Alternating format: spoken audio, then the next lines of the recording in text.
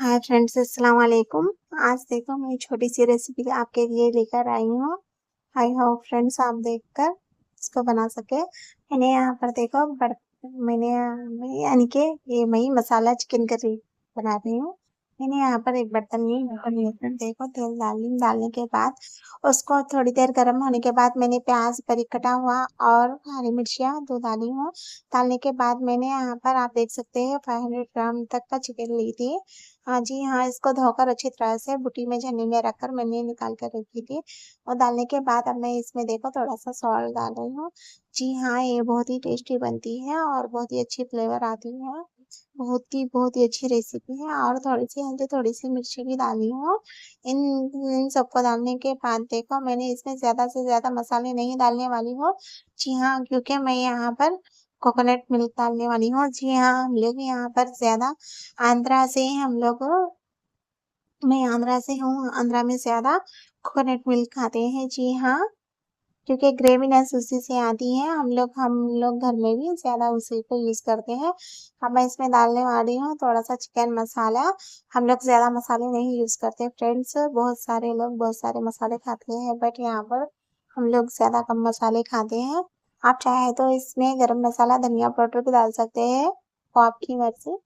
क्योंकि just flavour के लिए जी हाँ, बस हम लोग ज़्यादा कम मसाले खाने से मैं कम मसाले डालती हूँ मेरे करीज़ में, क्योंकि थोड़े-थोड़े लोग थोड़े-थोड़े कम मसाले खाते हैं, थोड़े लोग ज़्यादा मसाले खाते हैं, वो अपनी मर्ज़ी है, ओके। मैंने थाली ढककर यहाँ पर 5 मिनट तक छोड़ दी। छोड़ने के बाद आप देख सकते हैं यहाँ पर बहुत ही जूसी बन चुका है हमारा चिकन ग्रेवी यानी कि कर्री।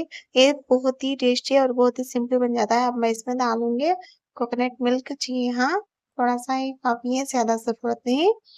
एक ये कोकोनट मिल्क डालने से जो फ्लेवर है ना, इसका टेस्ट है ना, बहुत ही अच्छा आता है फ्रेंड्स और बहुत ही लाजवाब बनेगी। ये जो कर्री है ना, आप चाहे तो रोटी में या बघारे खाने में, राइस में बहुत ही टेस्टी बनती है और बहुत ही टेस्टी रहती है।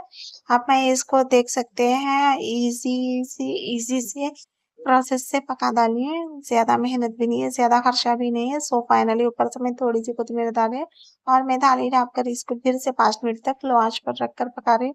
जब भी आप हर चीज़ को यानी कि जो भी ग्रेवी रहने दो या फ्राई रहने दो, लो आँच पर रखकर पकाने से जल्दी पकती है और उसका टेस्ट बहुत ही अच्छा आता है फ्रेंड्स। इसीलिए हर हमेशा जो कर्री बनाते हैं ना, आँच को धीमी आँच पर रखकर पकाना ज़रूरी है। हम लोग जब छोटे थे ना, जब हमारे दादी लोग थे ना, हमारी दादी लकड़ियाँ के चूल्हे पर पकाते हैं बट वो उसका मज़ा तो इसमें कभी भी नहीं आएगा फ्रेंड्स, क्योंकि बड़ों लोगों का खाना पकाना बहुत ही टेस्टी रहता है। हम लोग क्या है गैस पर बना रहे हैं बट उन लोगों तो बहुत ही मेहनत कर बनाते थे। मुझे बहुत ही अच्छा लगता था खाने में। वो टेस्ट अब कभी भी कौन से इसमें भी नहीं आएगा, क्योंकि जो बड़ा लोगों की ग्रेवीज़ है ना, बहुत ही टेस्टी रहती थी। अब देखो अब मैं इसमें डालने वाली हूँ थोड़ा-सा वाटर। जी हाँ, ज़्यादा ज़रूरत नहीं, क्योंकि मैंने इसको लो आँच पर रखकर ही 50-60% तक जो हमारा चिकन है ना अच्छी तरह से पक चुका है। जस्ट अब मैं इसको हाई आँच पर रखकर 10 मिनट तक पकाऊँगी। अब देखो पक चुका है हमारा चिकन मसाला ग्रेवी। अब ऊपर से मैं थोड़ी-सी कोत्मीर डाल रही हूँ। मैंने गैस को बंद कर दी।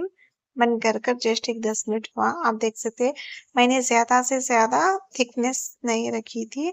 इस तरह से पकाई हूँ। आप देख सकते हैं थोड़ा-सा मसाला बहुत ही टेस्टी है। रेस्टोरेंट से भी अच्छा बना है और इसका जो टेस्टनेस इसमें से जो खुशबू आ रही है ना, बहुत ही अच्छी है फ्रेंड्स, बहुत ही लाजवाब बनी है।